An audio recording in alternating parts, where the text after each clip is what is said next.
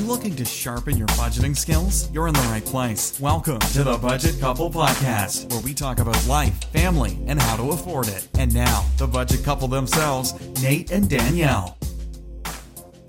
Welcome to the Budget Couple Podcast. I'm Nate, and this week I'm actually by myself. Danielle's on a work trip, and she's been away for work for the past 2 weeks or so I'm kind of flying solo on this one, which is totally fine. Before we get into this episode's content, I really would like to issue an appeal to you to issue a review for us on iTunes or any podcasting service that you use. It really helps grow the show and helps us reach more people. So with that said, this episode is going to be about gadgets. I am a gadget guy, and the reason why I'm focusing on this topic instead of anything else is because this is something I really struggle with. I'm a gadget guy. My grandfather was a gadget guy, and that gene has apparently been passed on to me. So I love gadgets. I do everything from woodworking to computer stuff to video production, you name it. I probably have done or am doing it right now. So I love gadgets, and that's a problem for me because gadgets can be addicting. They can be something that you can spend a lot of money on, and being budget conscious requires that you know what you're spending your money on and spend it intelligently. And that's something I really struggle with because I'll find myself really browsing Amazon on a regular basis looking for things that I really don't need or that I want but don't need, and then there's things that I need that I don't need. I really have an internal struggle with needs versus wants when it comes to gadgets. They usually fall into a couple of categories.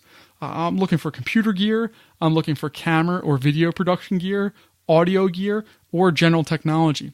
A lot of the reason why I'm able to bring this podcast to you is because of gear that I've picked up over the years because I just wanted it and I had the budget for it, so I got it. Now, generally, I fall into two realms on the gadget area. I have expensive items, which generally range between $15 and $50, and then expensive things that are usually $1,000 plus. So that's a huge realm and obviously has very big implications on what the budget is. Because my own personal budget each month is $150. Danielle and I have talked about changing that, but for right now, and until we pay off our solar panels, it is going to stay at $150. So affording an inexpensive gadget from $15 to $50, not an unaskable reach there. But when we're talking about a $1,000 item, that's way outside of the realm of $150. And I'm going to talk about how I get there and how I am able to afford those things. But before we do that, let's talk about the inexpensive items. Usually it's random stuff that I think I can get some use out of. Actually, if you listen to our last podcast, the audio may have sounded different. And that's because I got a new computer and I was recording on to a different microphone because I couldn't get the new computer to work with our current mic setup. I was able to buy something for like $7 that was able to fix that issue. But again, random stuff that's not a big impact on your budget, but I got some use out of it. I also usually look for add-ons to existing gear that I have. So I have a digital SLR that can shoot video. It's not a top-of-the-line new one. It's a T4i. I think they're up to a T6i now. But whatever that is, I have a microphone for it. I have external lighting for it. I also have a bunch of filters and lenses. All of those things fall under that really inexpensive category, but they do add up and they do need to be considered. And then finally, I really think that some of the stuff I get is super useful, while others not so much. I can't tell you how much production gear I have for different projects that I've thought that I wanted to do, and I get really excited about things, and then I just wind up not doing them. But I still have the gear because I bought it. So I really get great use out of some things, like the little USB dongle that I got for my new computer that allows me to give you this podcast, versus some other things that I got for my camera several years ago that still are in the unoriginal box, apparently. Yeah, I struggle with those, but because they're inexpensive, because they're on the budget, it's not as big of a deal as far as the household goes. Now, where we do run into a big deal is when we get to the expensive items. Really, the expensive items themselves run in two categories, and for our entire existence, they've only run into two categories. That's computers and cameras. I talked about a new computer. I just bought a brand new iMac. It cost me $1,800. Again, I have $150 to spend on my budget each month. So $1,800, that does not compute. this computer is going through and replacing a 2012 Mac Mini that worked completely fine. So I'm replacing something that already works with something that works faster. Not better, but faster. And that's where my budget brain kind of melts down, because I see this new computer, I love it, I just want to spend all day working on it, but it replaced something that already worked totally fine. So there's a little bit of a flow there, and I'm going to get into that and how I talk to Danielle about these things. But before we do that, I want to go over that these expensive item purchases are very rare. In the 7 or 8 years that Danielle and I have been married, we've purchased 3 computers and 2 cameras. The 3 computers I have are the Mac Mini, which I'm going to be selling. I have a laptop, and then I have the iMac. So really, one of those computers is going to be going away soon, so I'll be down to 2 computers. And then we bought 2 cameras. One was a original Canon Rebel XSL, I think it was called. It didn't have video, and then we bought the upgraded version, which is the T4i. I was actually able to sell the other one and help pay for the new one. So that's kind of where that happened at. And I always try to make sure that when I buy a new gadget, I'm getting rid of an old one. Really, one of the ways I help control my urge to do these things is that I need to be replacing or upgrading gear. And when I do that, I need to get rid of the old gear. I can't hang on to it. I just don't have the space, the time, or the desire to do it anymore. I used to be a big pack rat, and I used to really like holding on to things. But now I'm finding that as our house slowly fills with baby stuff, I don't have the room for it anymore. So I really want to make sure I'm replacing and getting rid of things once they are replaced. One of the other really big things with an expensive item, again, a more than $1,000 or even a several $100 expense, is that the goal for this purchase is to last a long time. My Mac Mini was a 2012 Mac Mini, and I replaced it in 2017. 5 years is a good lifespan for a computer, and I've never had any problems with it. So I want to make sure when I'm putting a lot of money into something, it lasts for a long time. When you think of other big purchases, a house, a car, those things last for decades, potentially, especially houses, and cars hopefully last for decades. But you spend a lot of money, so you should get a lot of value out of that. My iMac now, I should hopefully be able to use this computer for the next 5 to 7 years is what the plan is. Who knows if that will happen, depending on what computing technology does, but for right now, that's the plan. So again, I'm a gadget guy. I love gadgets. I love all this stuff, but the problem is I'm married. I have a family. I have responsibilities and other things that need to go through, and I want to make sure that I'm doing right by those responsibilities before I fulfill my own desires. It's very easy to go out and just purchase things and bring them home. I don't have a wife that would appreciate that at all. Danielle would murder me if I went out and spent $1,800 and then I just was like okay with it. That would not be something that flew in our household. And the same goes for her as well. If she came home with something that cost $1,800, I would not be thrilled. I'd be much less than thrilled for that. So I want to talk about how I get Danielle on board for these things and how I kind of reason out my thought process with myself before I ever start talking to her about it. The little items, those come out of the portion of my budget. So $15 to even $150, as long as it's on my budget, it's not a big deal. It comes out of the personal budget. She doesn't ask any questions. There's no discussions. I can just get it. And that fulfills the I want it now kind of aspect of my brain. The problem is when I have the expensive items, I still have that I want it now part of my brain, but I need to have discussion on how they're going to get paid for. Because $1,800 for an iMac example, it's a lot of money. It's money we have in savings, but that savings is really our emergency fund. I don't want to spend emergency fund money on something that I want. Those are need items. So I need to think out a way that I can afford these things and talk to Danielle about affording them, because if she's not on board, I can't be on board. One of the great things that I love about my wife and I love about our marriage is we are on the same page for so many things. And no matter how much I wanted this computer, if she's not on board for it, I'm not either. And that's kind of really the heart of what I want to get at during this episode. So my brain and how I work. I always start off on why I need something. And I'm saying need in air quotes there. And what I want to do is think about how what I'm using currently does not do what the new item can do. This helps me justify in my brain why I'm actually getting something. If I wanted to get a new iMac versus my Mac Mini, the Mac Mini was not possible really to make 4K video. But my new computer is more than capable of doing it. I make a lot of videos for my students and for YouTube, and I want to make sure that I can produce them in the highest quality possible, which at the current time is 4K. So I could do it on my Mac Mini, but it would take just ages for it to be able to go through. And I didn't even have a monitor that could display 4K, so I'd never be able to watch it in its real resolution.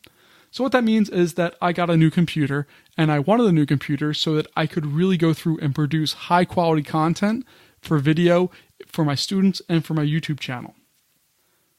So that was the need. I talked to Danielle about this, and she generally, almost never cares about why I want something. It's not an important discussion in her brain. It's really more about the dollars and cents.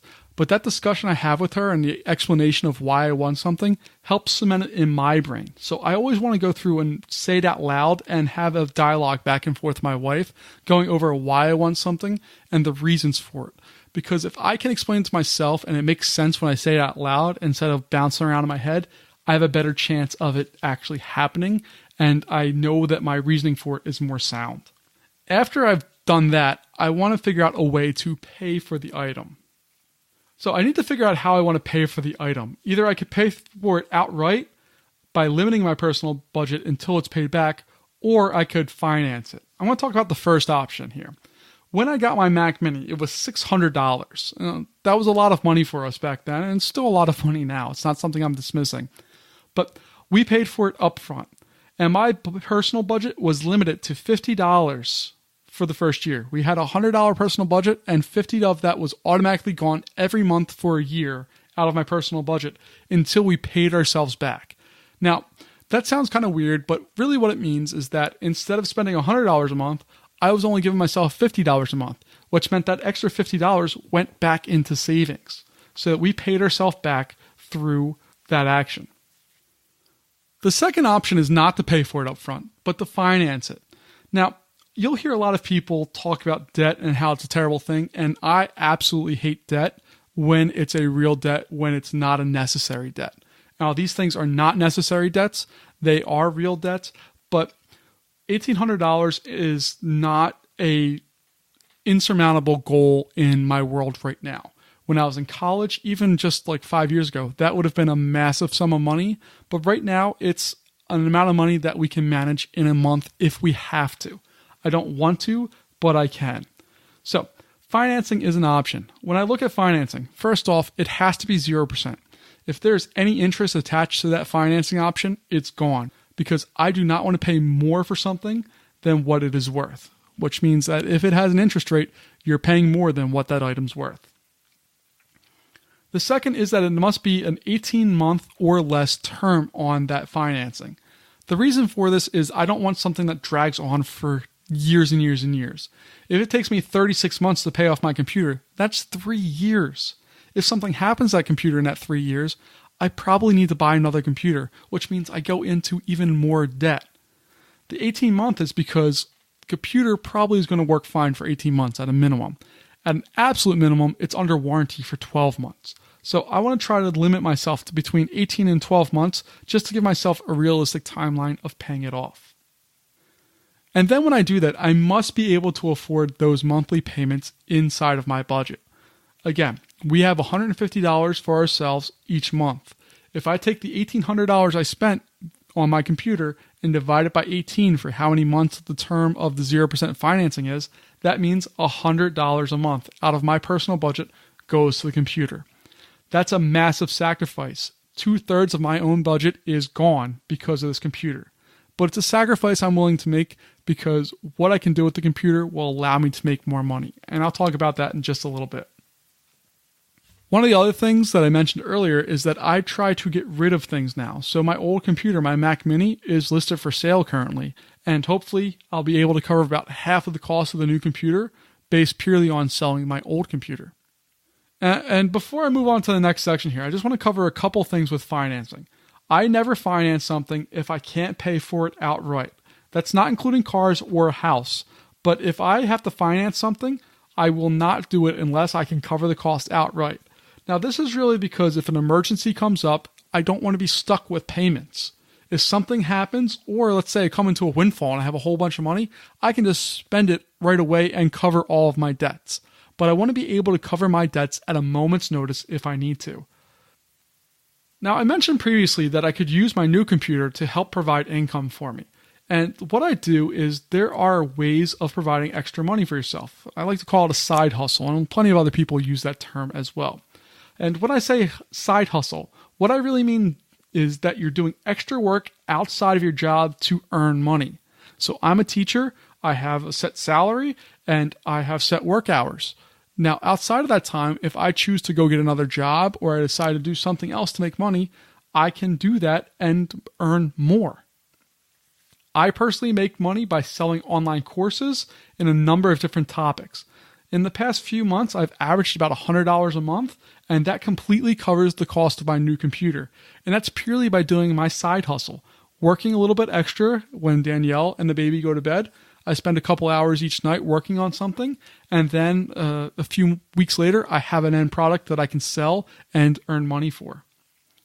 Also, during the school year, I coach, I run clubs, I do extra things that earn me more income, which means our household has more income, which means that we have more money to spend on things. And some of that we're going to spend is on covering the cost of the computer to eliminate that debt as fast as possible.